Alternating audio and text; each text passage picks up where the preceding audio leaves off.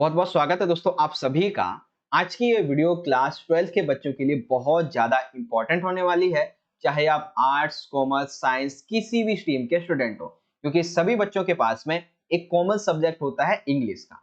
तो रिसेंट में आपके जो मिड टर्म के एग्जाम होने वाले हैं, इसके लिए आपके official sample question paper release कर दिए गए हैं और यहाँ पे आपका जो इंग्लिश का नया सैंपल पेपर आया है, जो कि मिड टर्म के एग्जाम के लिए बहुत इंपॉर्टेंट है, इसमें कुछ-कुछ चेंजेस आपको देखने को मिले।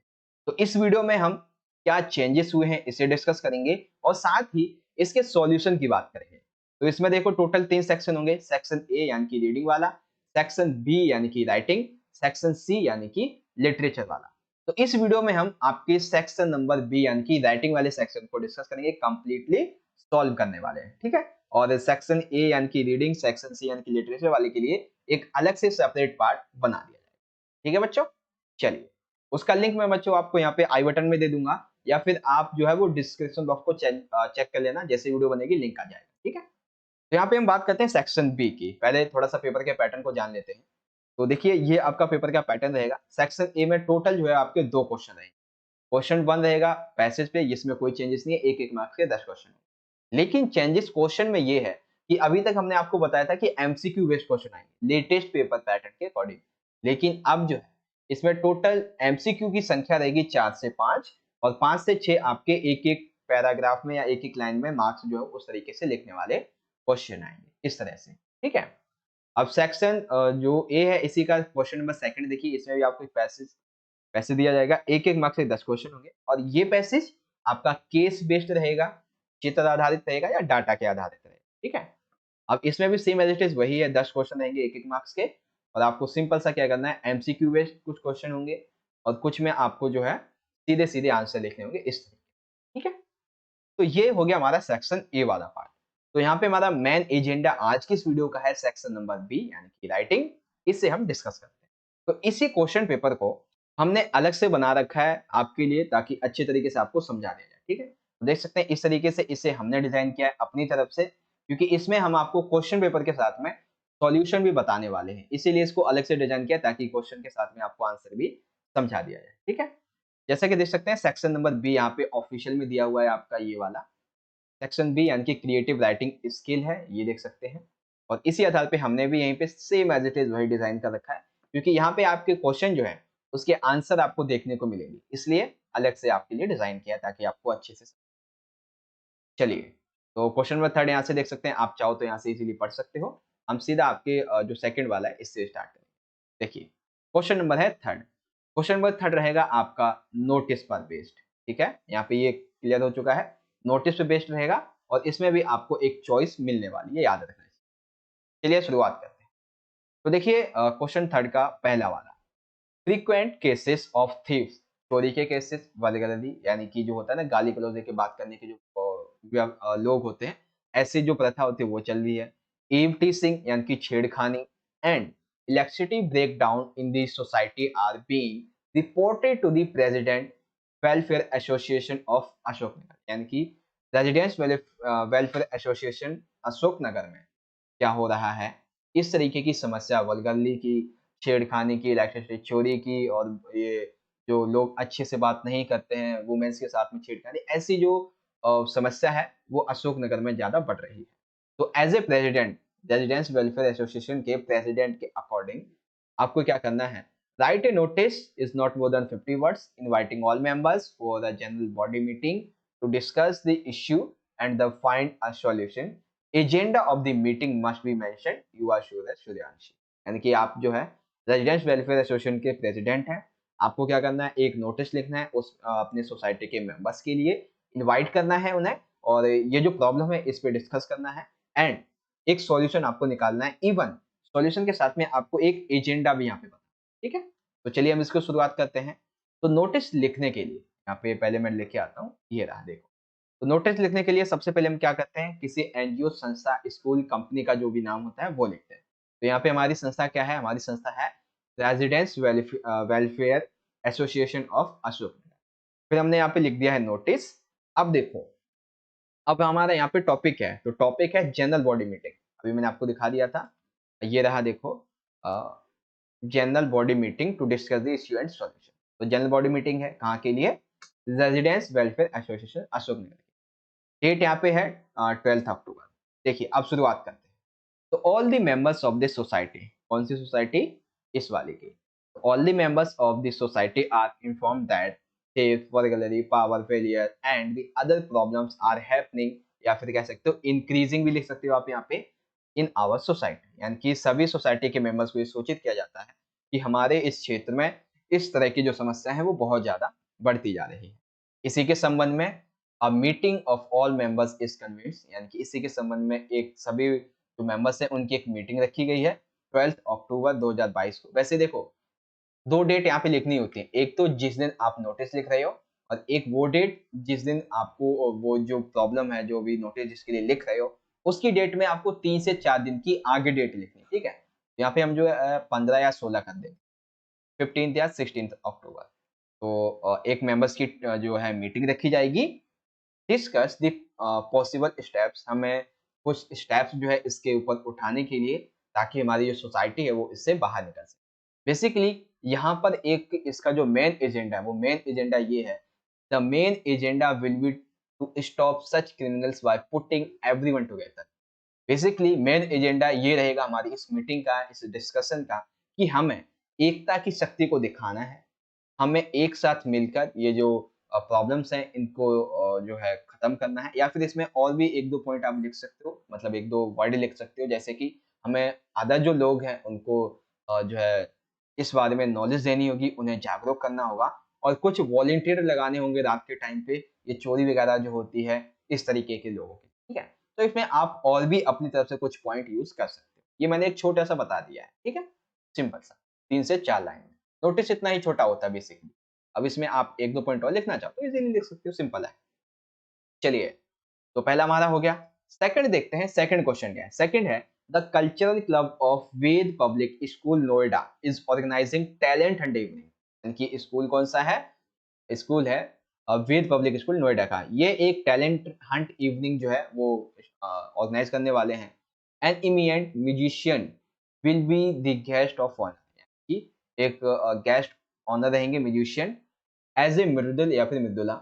The secretary of your cultural club draft a notice to inform the students and invite their participation with details in not more than 50 words, यानी कि 50 वर्णों के अंदर आपको एक नोटिस लिखना है, जो भी इसमें पार्टिसिपेट कर सकते हैं उनके डिटेल्स के साथ में, ठीक है? चलिए, तो भी हम लिख लेते हैं, बिल्कुल सिंपल सा छोटा सा। तो यहाँ पे स्कूल का क्या नाम है? Ved public school. Notice, date and उसके बाद में यहाँ पे टैलेंट हंट इवनिंग, जो हमारा टॉपिक है उसके बारे में। सिंपल सा, ये तो बहुत ही इजी सा है कि this is inform all the student that our school is organise a talent hunt evening on 20th October 2022 in the school auditorium. यानी कि सभी बच्चों को ये इन्फॉर्म किया जाता है कि हमारे स्कूल में एक टैलेंट हंट इवनिंग जो है वो ऑर्गेनाइज की जाएगी स्कूल ऑडिटोरियम में 20 अक्टूबर, ठीक है? अब वैसे टाइम नहीं लिखा क्या? अच्छा, यहाँ पे आप ये भी लिख सकते हो एट, ये 2022 के बाद में एट लिख देना। मान लेते हैं 11 AM 12 AM जो भी है, टाइम भी लिखना है आपको, ठीक है? टाइम मेंशन करना है। और फिर कहाँ पे होगी?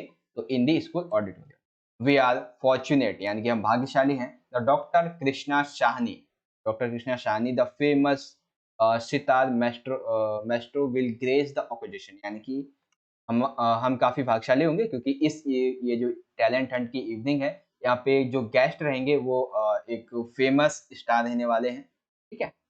उसके बाद सिंपल सा ये कर देंगे कि interested student may send in their names to the undersigned for participator latest by 15th October, इस तरीके, ठीक है? तो यानी कि जो भी इंटरेस्टेड कैंडिडेट्स हैं वो इजीली आप अपना नाम दे सकते हैं एक लेटेस्ट पासपोर्ट साइज फोटो के साथ, ठीक है? ऐसे भी आप लिख सकते हो। ये हो गया हमारा यहाँ पे नोटिस। यहाँ पे मैं आपको कुछ नोटिस और भी दिखा देता हूँ। मैंने आपको ऑलरेडी और भी पहले नोटिस करवाए हुए हैं, जैसे कि यहाँ पे देख लो इंटर हाउस, एक सेकेंड, एनोइट, हाँ, इंटर हाउस डांस कंपटीशन के ऊपर आपको ऑलरेडी एक नोटिस करवा रखा है, इस तरीके से लिखना है आपको, ठीक है? फिर यहाँ पे अगर वाटर जुडिशियली आ जाती है तो उसके संबंध में इस तरीके से मैंने आपको एक नोटिस करवाया हुआ है। अगर आपने वीडियोस नहीं देखे हैं तो जरूर देखा कीजिए, आपको बहुत सारी प्रैक्टिस करने की यहाँ पे तैयारी हो जाएगी प्रैक्टिस की। है ना। तो क्वेश्चन नंबर थर्ड तो हो गया हमारा नोटिस बेस्ड कंप्लीट, इस तरीके से आप इसे लिख दोगे। देन आगे जाता है हमारा यहाँ पे question number fourth. Question number fourth है यू आर शांत श्रुति C29 Pragati Bihar, you have lost your leather wallet, यानी कि ये लॉस्ट एंड फाउंड वाले आ गए, ठीक है। तो you have lost your leather wallet containing your examination entry ticket for class 12, आपके उस लेदर वॉलेट में आपके क्लास 12 की एग्जामिनेशन टिकट थी। वाइल ट्रेवलिंग, जब आप जा रहे थे बाय द बस, बस के द्वारा, from Rithala to Model Town, Rithala से मॉडल टाउन। एक नोटिस लिखना है आपको 50 वर्ड में और एक को पब्लिश करना है टाइम्स ऑफ इंडिया, ठीक है। चलिए नोटिस नहीं बल्कि हाँ नोटिस ही एक तरीके से लॉस्ट एंड फाउंड का नोटिस है। तो यहाँ पे आप देखो दो चीजें लिख सकते हो। पहले तो आप चाहे तो इसे केवल लॉस्ट लिख सकते हो या फिर चाहे तो लॉस्ट एंड फाउंड दोनों ही लिख सकते हो, डज नॉट मैटर। लेकिन रिकमेंड आपको मैं यही करूंगा कि आप ये दोनों ही लिखो, ठीक है ना, लॉस्ट एंड फाउंड दोनों ही एक साथ लिखो, ठीक है। चलिए तो क्या लॉस्ट हुआ है, सिंपल सिंपल सा देखो, मेन बॉडी यहाँ पे आप याद कर लेना, सिंपल सिंपल सा देखो। इसको भी अंडरलाइन कर दें क्या एक बार, ठीक है, ये हो गया अंडरलाइन। देखो लोस्ट ए लेदर वॉलेट, एक लेदर वॉलेट हो गया है जिसकी लंबाई चौड़ाई कुछ इस तरीके की है, कॉन्टेनिंग सर्टिफिकेट्स, उसमें कुछ सर्टिफिकेट है, and examination entry ticket for class 12। एक लेदर वॉलेट खो चुका है जो कि इस साइज का है और उसमें कुछ सर्टिफिकेट्स हैं और छोटे छोटे या लाइसेंस वगैरह हैं, और मेन जो आपको क्वेश्चन में बोला गया है तो उसमें एक एग्जामिनेशन एंट्री टिकट भी है क्लास 12 की। कहाँ पे खोया था, तो लोस्ट इन बस between Dithala to Model Town on 13th October 2022 between 9 to 9:30 AM। यानी कि जब मैं दिठाला से मॉडल टाउन जा रहा था बस में, तभी मेरा जो पर्स है वो खो गया, लेदर वॉलेट गिर गया था। तकरीबन टाइम हो रहा होगा 9 से 9:30 बजे 13 तारीख को, ठीक है, इस तरीके से। और फिर इफ फाउंड, अगर किसी को मिलता है तो काइंडली कॉन्टैक्ट मिस्टर शान, जैसा कि आपको नाम दिया गया है शान, उसके बाद आप अपना एड्रेस लिख दोगे, एक मोबाइल नंबर, और ये भी लिख देना finder will be duly rewarded. यदि किसी को मिलता है तो उसको कुछ हम यहाँ पे अच्छा सा यहाँ पे मतलब कि उन्हें पैसा वगैरह जो भी होता है वो देंगे, यानी कि उसे कुछ रिवॉर्ड दिया जाएगा अगर मिलता है तो, ठीक है। ये आपका लोस्ट एंड फाउंड का सिंपल सा आप ऐसे लिख दोगे। आई होप आपको ये सारी चीजें बहुत ही अच्छे तरीके से समझ में आ गई होंगी, ठीक है। चलिए तो लोस्ट एंड फाउंड का सिंपल सा आपको ऐसे लिखना है, एकदम बेहतरीन तरीके से आपको समझ में आ गया होगा। तो ये तो हो गया हमारा पहला वाला पार्ट। सेकंड पार्ट है आपका फाउंड के ऊपर। तो यू आर वरुण और Veena, 23rd Ramesh Nagar Delhi, you found a watch during recess near the canteen. यानी कि आप बेसिकली वरुण और वीना हैं, आप एक सेकेंड, हाँ, आपको एक वॉच मिलती है रिसेस के दौरान कैंटीन।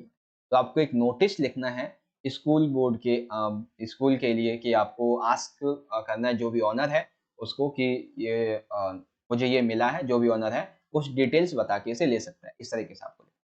तो सिंपल सा देखो 5 मार्क्स आपको 3 लाइन में मिलने वाले हैं, ठीक है। तो बहुत अच्छी बात है आपके लिए, सिंपल सिंपल से ये फ्री फ्री के मार्क्स है आपके, बटोर पाओ तो बटोर लो और पूरे पूरे मार्क्स मिल जाते हैं इसमें।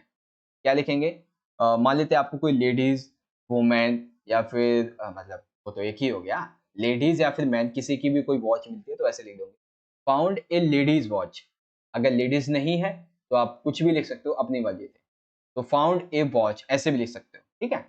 तो found a watch in school canteen on 12th October at around 11:30 AM। The owner can take it from the finder after providing details about the wristwatch। यानी कि कुछ जरूरी जानकारी देकर जो प्राप्त करता है, जिसकी खोई है वो आके हमसे ले सकता है, लेकिन कुछ जरूरी जानकारी उसे देनी पड़ेगी, वो यहाँ पे मैं आपको जब आप मिलोगे तब आपको पता चलेगा। Contact mister Varun school, mister Varun after school time, या फिर आप फोन कर सकते हो इस तरह से, ठीक है। तो देखा आपने लोस्ट एंड फाउंड, एक ही बार में आप देख सकते हो स्क्रीन पे, ये 5-5 नंबर के आपके क्वेश्चन है, 5-5 नंबर के, ये फ्री के मार्क्स है बच्चों, बटोर लो उन्हें, फ्री के मार्क्स है आपके ये। और नोटिस का, और ये जो notice basically lost and found, notice normally जो इवेंट वगैरह होते हैं इस संबंध में, तो ये 10 नंबर तो आपके फ्री के हैं, बटोर लो उन्हें जितना बटोर सकते हो। बस बेसिक सा फॉर्मेट आपको कॉपी करना है इन सब की सभी चीजों का। नोटिस में क्या फॉर्मेट कॉपी करना है कि यहाँ से देखो मैं आपको समझा दूँ, यहाँ से लेके आपको सिंपल सा क्या चेंज करना होगा कि आपका जो टॉपिक है, जैसे कि टैलेंट हंट इवनिंग है, इंटर डांस हाउस कंपटीशन है, कोई अदर कंपटीशन है, वो लिख दो। और इसके अलावा कुछ भी चेंज नहीं करना है। अगर कोई गेस्ट है तो चाहो आप गेस्ट सिंपल सा यही लिख दो, और सिंपल पूरा यही चेंज करना है। पूरे के पूरे मार्क्स आपको नोटिस में मिल जाएंगे। इसी तरीके से अगर मान लेते हैं यहाँ पे लोस्ट एंड फाउंड में लोस्ट किसी का कुछ हो गया है, जैसे कि आपको सिर्फ ये जो वर्ड है इसे चेंज करना है, और क्वेश्चन में जो कहा जाएगा कि ये उसमें था, जैसे कि इसमें क्या था, एग्जामिनेशन एंट्री टिकट थी, तो ये आपको चेंज कर देना। बस ये दो चीजें आपको चेंज करनी है। और अगर ये भी दिया हुआ है तो ये चेंज कर देना। मतलब सिंपल सा क्या है, जो आपका क्वेश्चन में दिया हुआ है बस उसे चेंज कर दो। पूरे 5 मार्क्स यहाँ से बटोर लो। ठीक है, लोस्ट एंड फाउंड में जो फाउंड वाला है इसमें 5 मार्क्स इजीली बटोर सकते हो। मतलब 10 नंबर के क्वेश्चन आप इजीली आसानी से कर सकते हो। ठीक है ना, तो याद रखना इस चीज को। ये सारे के सारे आपके फ्री के मार्क्स हैं। तो क्वेश्चन नंबर 4 हो गया हमारा लोस्ट एंड फाउंड वाला। अब देखो क्वेश्चन नंबर 5। ये बेसिकली मैं आपको एक सही चीज बताऊं, सेक्शन बी एक ऐसा पार्ट है जिसमें आप 20 आउट ऑफ 20 मार्क्स लेके आ सकते हो। बस आपको करना क्या है, फॉर्मेट को बहुत अच्छे से याद करना होगा। बाकी आप क्वेश्चन में कुछ भी पूछा जाए, बस जो डिटेल्स है उसको चेंज करना। क्वेश्चन 5 देखिए, you are Kavita Kailash staying at B 101 Yamuna Vihar Delhi. आप कविता कैलाश हैं, आप रहते हैं इस एड्रेस पे। You wish to apply for the post of sports teacher. आप स्पोर्ट टीचर के लिए अप्लाई करना चाहते हो। NK Jindal public school Delhi, advertised in Hindustan the Hindustan Times, यानी कि द हिंदुस्तान टाइम्स में एक स्पोर्ट टीचर्स की जॉब के लिए जो है आप पोस्ट के लिए एडवर्टीजमेंट देखा है आपने, उसके अकॉर्डिंग आप जो उसके लिए अप्लाई करना चाहते हो। और स्कूल प्रिंसिपल, प्रिंसिपल को आपको लिखना है। ठीक है, 120 से 150 वर्ड। तो एक मैं आपको लिख के बता देता हूँ, दूसरे को मैं आपको थोड़ा सा बता दूंगा करना कैसे। तो पहला देखिए, ये यहाँ से लेके ये क्या है, ये है बेसिकली हमारा सेंडर एड्रेस। ठीक है, जहाँ से हम भेज रहे हैं, जो भेजने वाला है, जो अप्लाई कर रहा है, तो भी 101 यमुना विहार दिल्ली। उसके बाद आप एक डेट लिख देंगे, कोई सी भी डेट लिख सकते हैं। अब देखो यहाँ पे आप लिखोगे जो जिसको लिखना है। तो यहाँ पे किसने लिखा है, लिखना है स्कूल प्रिंसिपल को आपको लिखना है, तो हमने लिख दिया दी प्रिंसिपल। या फिर कोई स्कूल में अगर प्रिंसिपल नहीं दिया होता तो हम लिखते स्कूल का जो एचआर मैनेजर है उसके बाद। ठीक है, तो हमने लिख दिया the principal NK Jindal public school Delhi. Simple सा ये लिख दिया। तो ये क्या हो गया, ये बेसिकली हो गया हमारा रिसीवर एड्रेस। ठीक है, रिसीवर एड्रेस जिसे हम भेज रहे हैं उसका एड्रेस। फिर आएगा हमारा सब्जेक्ट। तो सब्जेक्ट है application for the post of sport teacher. ठीक है, इस संबंध में एप्लीकेशन। अब यहाँ पे ये जो पार्ट है, इस पार्ट में आपको मुश्किल से ना दो चीजें चेंज करनी है, और हर एक जॉब लेटर में आप एज इट इज यही लिख देना। ठीक है, in response to your advertisement in Hindustan Times dated 13th October 2022 for the post of sport teacher. यानी कि आपका ये जो हिंदुस्तान टाइम्स में एडवर्टाइजमेंट था 13 अक्टूबर 2022 का, जिसमें आपने बताया था कि स्पोर्ट टीचर की जो पोस्ट है वो खाली है। तो इस संबंध में मैं अपने आप को प्रस्तुत करता हूँ। I possess request qualifications and experience. यानी कि इस जॉब के लिए, इस पद के लिए जो भी क्वालिफिकेशंस चाहिए, जो एक्सपीरियंस चाहिए, वो मेरे पास है। I want to join your schools या होटल्स या कंपनी, जो भी आता है वो लिखोगे। To fulfil utilise my potential, यानी कि मैं चाहता हूँ कि मैं आपके स्कूल को ज्वाइन करूँ और अपनी तरफ से अपना पूरा जो योगदान है वो आपके स्कूल में देना चाहता हूँ। You may call me for an interview on any date as per your convenience. आप मुझे कभी भी कॉल कर सकते हैं जब आपको सही समय लगे। I shall be able to join my duties. मैं इस लायक हो जाऊंगा, मतलब कि मैं जो है अपनी ड्यूटीज को काफी जल्दी ज्वाइन कर लूंगा अगर जो नोटिस है वो अप्रूव्ड हो जाता है। I am enclosing my detail resume और फॉर योर पर्सनल, यानी कि आपकी जानकारी के लिए मैं अपना डिटेल रिज्यूम दे रहा हूँ। तो अब देखो आपको यहाँ पे क्या करना है, इस पूरे ही ये जो 4-5 सेंटेंस लिखे हैं आपको केवल दो चीजें चेंज करनी है। क्या चेंज करनी है, अगर देखो मैं अंडरलाइन कर देता हूँ आपको क्या क्या चेंज करना है। पहले तो यदि न्यूज़पेपर का नाम दिया हुआ है तो आप वो चेंज कर देना। ठीक है, उसके बाद आपको अपनी जो पोस्ट है ये चेंज कर देनी है, एंड देन स्कूल या होटल्स कंपनी ये चेंज कर देनी। तो टाइम जो न्यूज़पेपर का होगा, जो भी एबीसीडी जो भी आता है वो लिखोगे। आपकी जो पोस्ट है वो चेंज कर दोगे बस। और आप क्या चेंज करोगे, जो स्कूल या होटल्स कंपनी जो भी है उसे चेंज करोगे। और एज इट इज आपको सेम टू सेम यही लिख देना है। ठीक है, फिर हम लिखेंगे thank you Kavita Kailash enclosure detailed resume. अब ये डिटेल्ड जो रिज्यूम होता है इसमें हमें 3 से 4 चीजें लिखनी होती है। एक तो अपना रिज्यूम जिसमें आपको बायोडाटा लिखना होता है, एक में आपको अपनी एजुकेशन क्वालिफिकेशन लिखनी होती है, और बाकी के जो होते हैं इसमें आपको कुछ चीजें और लिखनी होती है। जैसे कि देखिए, अब हम रिज्यूम और बायोडाटा में क्या लिखेंगे, अपना नाम, फादर का नाम, age, address, hobbies, language, nationality. इसमें से आपको 5-6 चीजें लिख देना, जिसमें मेन क्या रहेगा, नाम तो वैसे भी आपने यहाँ पे आप ना भी लिखो तो भी चल जाएगा, क्योंकि यहाँ पे तो आपने लिख ही दिया है, ठीक है ना भी लिखोगे तो भी चल जाएगा। आप वैसे लिखना जरूर, नाम, फादर नाम, अपनी एज और जो एड्रेस है, हॉबीज, लैंग्वेज और नेशनलिटी, इस तरीके से, ठीक है। और एक चीज, अब जो आपकी एजुकेशन क्वालिफिकेशन है ये बहुत मायने रखते हैं आप सभी के, ठीक है, क्योंकि एजुकेशन क्वालिफिकेशन आपके हर एक टॉपिक से थोड़ी अलग होनी चाहिए। जैसे कि यहाँ पे बात हो रही है स्पोर्ट टीचर की, तो देखो मैंने यहाँ पे क्या किया है, क्लास 10th एंड 12th, ये तो आप सेम एज इट इज लिख दोगे हर एक पोस्ट में। फिर देखो, अब जैसे मान लेते हैं स्पोर्ट टीचर की है, तो मैंने बीए स्पोर्ट ऑनर्स किया है दिल्ली यूनिवर्सिटी से, 3 साल का ये था हमारा 95% के साथ में। स्पोर्ट ट्रेनिंग कोर्स किया है मैंने बेसिकली 2 साल का है, जब मैं स्पोर्ट ऑनर कर रहा था तब उसके साथ में स्पोर्ट डिप्लोमा मैंने किया हुआ है बेसिकली 4 साल का, 2018 से 2022 तक का, यानी कि मैंने कई सारी जो डिग्रीज हैं वो एक ही साथ ली हैं इन 4 सालों के अंदर में, जिसमें ऑनर्स भी किया है, ट्रेनिंग कोर्सेज भी हैं, डिप्लोमा भी है। इजीली आप लिख दो। आप पता है क्या कर सकते हो, ये 2 एज इट इज लिख देना, और इसमें से आप चाहो तो 2 और लिख सकते हो, बस ज्यादा नहीं लिखनी है, 4 आपको लिखनी है ज्यादा से ज्यादा। मैंने आपको 5 बताई, कोई 4 लिखनी है आपको, सिंपल सा। तो ये होगी हमारी एजुकेशन क्वालिफिकेशन। अब मान लेते हैं होटल मैनेजमेंट का है, तो यहाँ पे आप बीए स्पॉट ऑनर की जगह आप कर सकते हो बीए हॉस्पिटैलिटी मैनेजमेंट, या फिर बीए अलग से आप कर सकते हो, एमए कर सकते हो, मास्टर कर सकते हो, ऐसे आप कर सकते हो, ठीक है।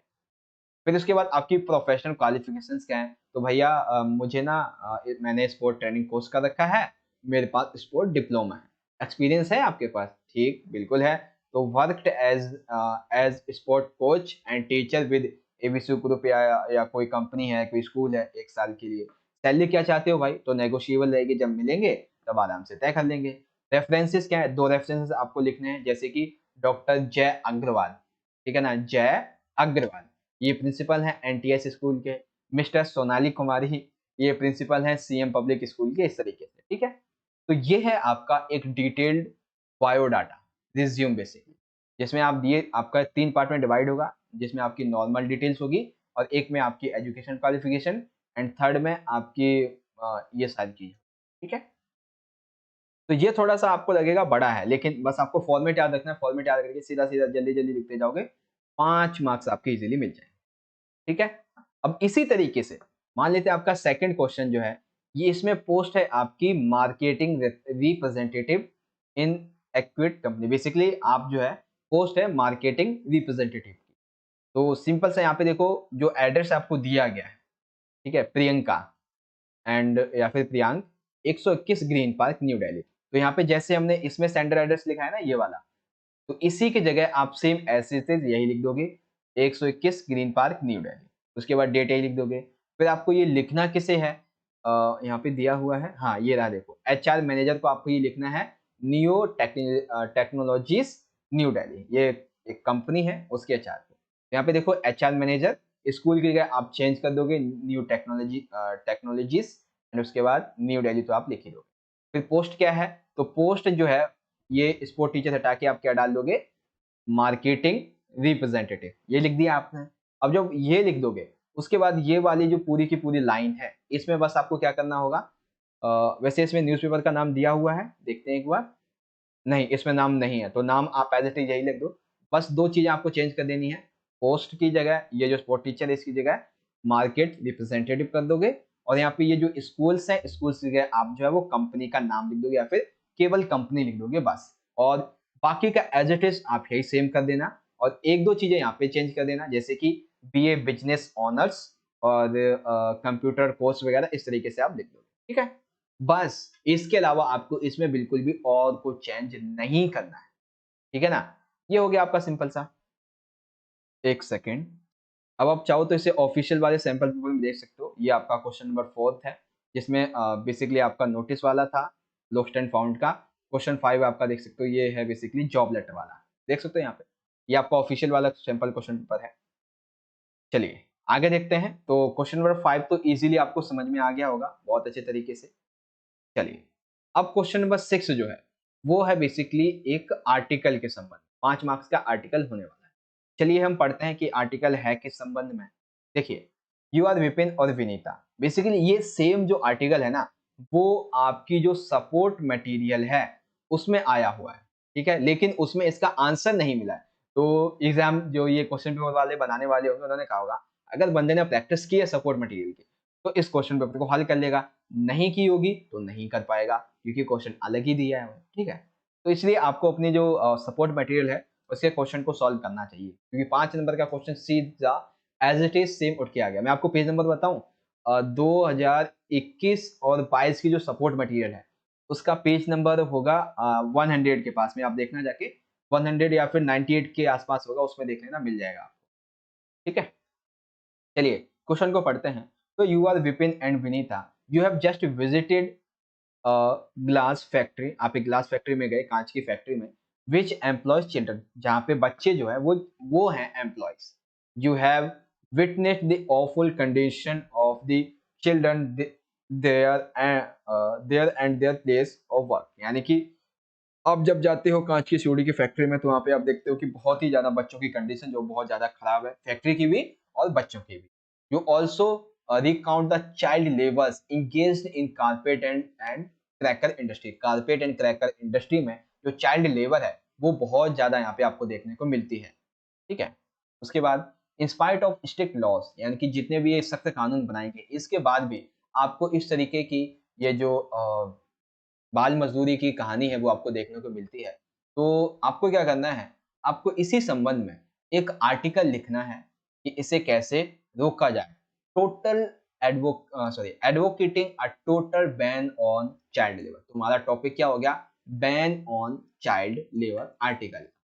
सेकंड आर्टिकल यहाँ पे अगर हम देखते हैं तो सेकंड आर्टिकल बेसिकली है जो जुवेलियन, कहाँ चला गया, हाँ ये रहा, जुवेलियन जो क्राइम्स होते हैं इसके संबंध में स्कूल की मैगजीन के लिए आपको लिखना है, ठीक है। तो एक तो है बेसिकली आपको एक सोसाइटी के लिए और एक है स्कूल के लिए। तो हम सोसाइटी वाले की बात करेंगे, स्कूल वाले को आप प्रैक्टिस कीजिए। देखिए तो टॉपिक क्या है हमारा, टॉपिक है हमारा बैन ऑन चाइल्ड लेबर, इसके द्वारा लिखा जा रहा है तो विपिन या फिर विनीता। तो देखो जो भी आपका आर्टिकल होता है वो बेसिकली 4 पार्ट में डिवाइड होता है, मैं आपको बताता हूँ कैसे। देखो पहला जो पैरा रहेगा आपका, आपको उसमें क्या करना है, आपका जो टॉपिक है उसका आपको इंट्रो देना है, ठीक है, पहले में आपको इंट्रो देना है।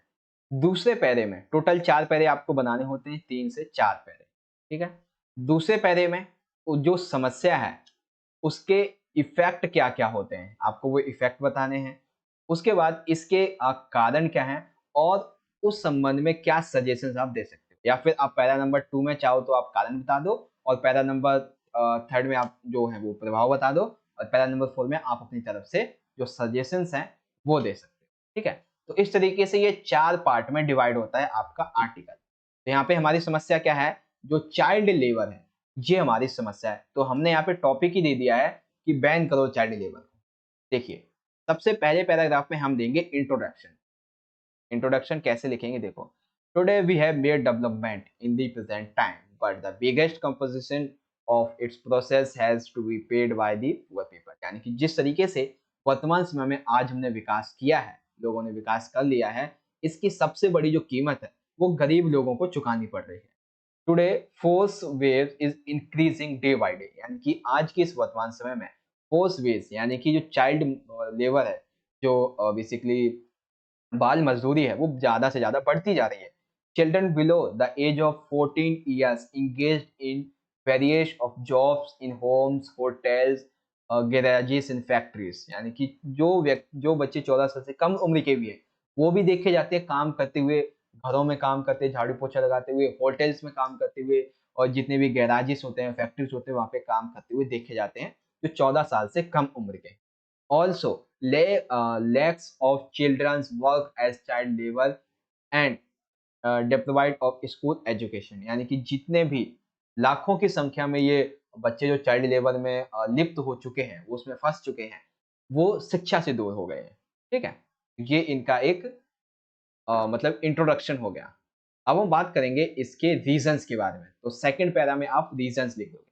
तो रीजंस क्या हैं इसके? There are many reason for this problem, like poverty is one of the main reason. गरीबी एक बहुत बड़ा रीजन है इस समस्या का। Other reasons are parents are illiterate, यानी कि पेरेंट्स जो हैं वो इस पहले तो वो शिक्षित नहीं है, एंड साथ ही साथ वो जागरूक भी नहीं है इस संबंध में। They are paid low waves, यानी कि वो इसीलिए बच्चों को जो है काम पे भेजते हैं। एजुकेट पीपल, यानी कि पीपल्स जो है वो काफी ज्यादा एजुकेट हैं या फिर अपर या फिर मिडिल क्लास के, तो वो क्या करते हैं, वो इन चाइल्ड को अपने पैसे कमाने के लिए अपने लाभ के लिए इनको यूज करते हैं। And the laws related to it or not to stick due to which it has been more and more it. यहाँ पे थोड़ा सा सेंटेंस में गड़बड़ है क्या, इस सेंटेंस को आप भूल जाओ बेसिकली। थोड़ा सा यहाँ पे सेंटेंस जो है वो थोड़ा सा बिगड़ गया है। बस आपको इतना याद रखना है, यहाँ पे सेंटेंस का मतलब ये था कि जो कानून है इसके संबंध में, ठीक है ना, ये जितने भी लॉ वगैरह हैं वो काफी ज्यादा स्ट्रिक्ट नहीं है, ठीक है। कुछ एरिया में स्ट्रिक्ट हैं भी, तो वहां पे भी इसका तोड़ निकाल लिया जाता है। और अगर कोई कंप्लेंट वगैरह करता भी है इस संबंध में, तो उसको कोई जवाब नहीं मिलता है। तो इस तरीके से आप इसका आंसर लिख दोगे। उसके बाद तो सेकंड पैरा में हमने लिख दिया रीजन। अब थर्ड पैरा में इसके लिखेंगे इम्पैक्ट। चार पैरा में डिवाइड हो जाएगा। अब हम लिखेंगे इसके impact.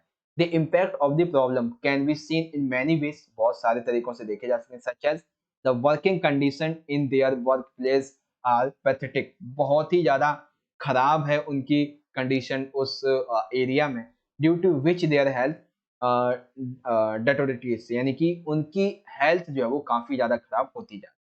They become victims of asthma, high blood pressure, lose eyesight, even blindness, यानी कि इसकी वजह से इन यहाँ पे काम करने की वजह से वो बीमार पड़ जाते हैं। कई सारे जो स्वास्थ्य संबंधी रोग हैं वो उनमें बेसिकली आने लगते हैं, ठीक है। तो अस्थमा का रोग हो जाता है, देख नहीं पाते हैं, अंधेपन का शिकार हो जाते हैं, इस तरीके से। Work in disease cells without proper oxygen fail in bad habits, smoking and drugs, यानी कि इसलिए आपको पता है जो बंदे काम करते हैं एजुकेटेड तो होते नहीं है, तो उन्हें ऑक्सीजन वगैरह के बारे में पता भी नहीं होता है। तो इस संबंध में क्या होता है कि वो ऑक्सीजन प्रॉपर नहीं ले पाते हैं उस फैक्ट्री में। और ऑक्सीजन तो ले ही नहीं पाते, चलो वो तो एक अलग बात हो गई। बंदे यहाँ पे स्मोक भी करते हैं, ड्रग्स भी करते हैं, ये चीज यहाँ पे बताई गई है। तो ये इसके क्या है, ये इसके इफेक्ट पड़ते हैं। इस काम की वजह से ये सारे इफेक्ट यहाँ पे देखे जा सकते हैं। और सबसे आखिरी पैरा में आप लिखोगे इसका सजेशन। तो सजेशन हमने क्या लिखा है, the laws of the area should be strictly enforced, employees with force wave carbon must be penalised by law, यानी कि बेसिकली ये जितने भी एरिया हैं वहां पर कानूनों को काफी ज्यादा स्ट्रिक्ट किया जाना चाहिए। एम्प्लॉयज जो हैं उनको ये जो ऑक्सीजन वगैरह है इसके संबंध में नॉलेज दी जानी चाहिए। साथ ही साथ लॉ को ज्यादा स्ट्रिक्ट बनाओ। Awareness about education should be separate spread among the public, यानी कि पब्लिक में जो एजुकेशन है उसे ज़्यादा फैलाना चाहिए। और ऐसे जो चाइल्ड लेबर में और वर्तमान में जो बच्चे काम कर रहे हैं उनके माता पिता को, बच्चों को भी इस बारे में हमें जो है नॉलेज देनी चाहिए। Also joint efforts should be made to spread public awareness through media, यानी कि मीडिया के थ्रू यदि सभी जो है वो एक साथ यहाँ पे कार्य करते हैं तो आसानी से नॉलेज को स्प्रेड किया जा सकता है और सभी को इस संबंध में बताया जा सकता है। तो इस तरीके से आपका जो आर्टिकल है वो 4 पार्ट में इजीली डिवाइड हो जाए, ठीक है। Part number 1 introduction, part number 2 reason, part number 3 यानी कि para number 3 effect, and fourth में आप दोगे सजेशन, इस तरह से, ठीक है। तो ये हो गया आपका आर्टिकल यहाँ पे कंप्लीट। और जो आपका दूसरा आर्टिकल है जुबिलिंग क्लाइंट के बारे में, इसे आप खुद से प्रैक्टिस कीजिएगा। एक आर्टिकल मैंने आपको इजीली यहाँ पे लिख के बता दिया है। तो इस तरीके से हम यहाँ पे देखते हैं कि जो हमारा क्वेश्चन नंबर 6 था ये भी कंप्लीट हो गया, 5 4 3 ये भी हो गया। तो section number be creative writing skill, question number 3 basically notice था किसी कंपटीशन के संबंध में, क्या पहला वाला कंपटीशन था, सेकंड भी कंपटीशन ही था। और क्वेश्चन नंबर 4 बेसिकली इसमें लोस्ट एंड फाउंड था। तो पहला था लोस्ट वाला, सेकंड था फाउंड वाला। फिर क्वेश्चन नंबर 5 में आपको जॉब लेटर लिखने थे दोनों ही, और दोनों को ही जॉब लेटर आपको किस तरीके से लिखना है ये मैंने आपको समझा दिया है, किस किस पार्ट में ये डिवाइडेड होते हैं। 6 में आपको एक जो है हाँ एक आर्टिकल लिखना था बैन ऑन चाइल्ड लेबर, इस तरीके से लिखोगे। किस किस तरीके से पैरा डिवाइडेड होता है ये भी बता दें। अब यहाँ पे देख सकते हो आपका जो सेक्शन नंबर सी रहेगा, ठीक है ना, यानी कि लिटरेचर वाला पार्ट, इसमें भी कुछ इस तरीके से ही क्वेश्चन होंगे कि 2 से 3 क्वेश्चन आपके ऐसे होंगे जिसमें आपको लिखना होगा और 2-3 क्वेश्चन होंगे आपके मतलब हर जो भी आपके एक्सट्रैक्ट वाले क्वेश्चन होते हैं उसकी बात हो रही है। 3 क्वेश्चन नॉर्मली होंगे, पैराग्राफ में लिखने वाले, लाइन में लिखने वाले और 3 क्वेश्चन होंगे आपके एमसीक्यू बेस्ड, अगर 6 मार्क्स का क्वेश्चन, ठीक है? उसके बाद बेसिकली देखो क्वेश्चन नंबर ये जो है आपका क्या हाँ, 7 इसमें बहुत सारे क्वेश्चन होंगे जिसमें से एक्सट्रैक्ट 1 होगा, ये 6 मार्क्स का रहेगा और अथवा में एक्सट्रैक्ट 2 होगा, ये भी आपका 6 मार्क्स का रहेगा। देन यहाँ पे आप देखोगे क्वेश्चन नंबर 8 जो है, ये 4 मार्क्स का रहेगा जिसमें आपके 2 एक्सट्रैक्ट होंगे चैप्टर से संबंधित, 2 एमसीक्यू रहेंगे और 2 नॉर्मल क्वेश्चन रहेंगे। सेकंड में फिर एक्सट्रैक्ट इसी तरीके से रहेगा, 2 एमसीक्यू और नहीं यार यहाँ पे 3 तो हो गए, 3 एमसीक्यू और 1 इस तरीके से। फिर आपकी जो सेकंड बुक है विस्तार वाली, उससे संबंधित एक एक्सट्रैक्ट ले लिया जाएगा। फिर यहाँ पे आप देख सकते हो इस तरीके से, वैसे ये तो विस्तार नहीं तो फ्लेमिंगो वाला है। हाँ, चलिए ठीक है जो भी है, मतलब इस तरीके से आपके क्वेश्चन यहाँ पे डिवाइडेड हो जाएंगे, ठीक है। सेकंड यहाँ पे आ जाएगा एक्सट्रैक्ट, इजीली आप देख सकते हो इस तरीके से। फिर क्वेश्चन नंबर 10 जो रहेगा, इसमें आपके 6 क्वेश्चन होंगे 2 मार्क्स के, जिसमें से आपको किन्हीं 5 के उत्तर लिखने होंगे। फिर क्वेश्चन नंबर 11 में बेसिकली 2 मार्क्स के यहाँ पे टोटल 2 मार्क्स के हैं, एक सेकेंड, आंसर 2, अच्छा ये 3 मार्क्स के 3 क्वेश्चन है, आपको किन्हीं 2 का आंसर लिखना है, ठीक है। फिर क्वेश्चन नंबर 12 जो है वो बेसिकली आपका जो है 5 मार्क्स का क्वेश्चन है, इजीली देख सकते हो। और क्वेश्चन नंबर 13 भी आपका 5 मार्क्स का इस तरीके का क्वेश्चन बन जाएगा। तो ये सेक्शन सी को जिसको अभी हमने डिस्कस किया है, इसके सॉल्यूशन की वीडियो मैं आपको नेक्स्ट वीडियो में प्रोवाइड करवा दूंगा, ठीक है। तो इस वीडियो में बस इतना ही। अगर आपको वीडियो अच्छा लगा हो तो ज़्यादा से ज़्यादा इस वीडियो को लाइक करें, अपने दोस्तों के साथ ज़्यादा से ज़्यादा इस वीडियो को शेयर करें और हाँ, कमेंट बॉक्स में आप सभी अपना फीडबैक जरूर देना और पूछिएगा कि आप जो है नेक्स्ट वीडियो मतलब कोई भी डाउट कोई क्वेश्चन हो तो आप हमें इजीली यहाँ से पूछ सकते हैं, ठीक है। चलिए मिलेंगे आपसे अगली वीडियो में, तब तक के लिए आप पढ़ते रहिए और अपना ख्याल रखिएगा। धन्यवाद। जय हिंद, वंदे मातरम।